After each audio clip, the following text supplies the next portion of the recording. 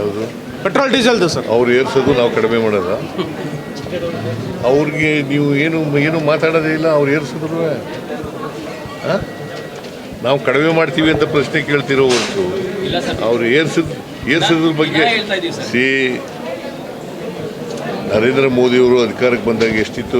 ಮನಮೋಹನ್ ಸಿಂಗ್ರವರು ಎಷ್ಟಿತ್ತು ಪೆಟ್ರೋಲ್ ಬೆಲೆ? 48 ರೂಪಾಯಿ ಪೆಟ್ರೋಲ್ ಬೆಲೆ. ಡೀಸೆಲ್ ಬೆಲೆ 48 ರೂಪಾಯಿ, ಪೆಟ್ರೋಲ್ ಬೆಲೆ 70 ರೂಪಾಯಿ ಇತ್ತು. ಗ್ಯಾಸ್ ಬೆಲೆ ಎಷ್ಟಿತ್ತು? 414. ಈಗ ಎಷ್ಟಾಗಿದೆ? ಮತ್ತೆ ಯಾರು ಮಾಡೋದು ಇದನ್ನ?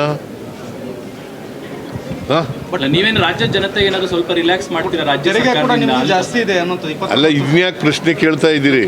ಅವ್ರು ಹೆಚ್ಚು ಮಾಡಿದ್ರೆ ನೀವು ಕಡಿಮೆ ಮಾಡಿ ಅಂತ ಜನರಿಗೆ ಏನಾದ್ರು ನೀವು ನಿಮ್ಮ ಕಡೆಯಿಂದ ಸಹಕಾರ ಕೊಡ್ತೀರೇನೋ?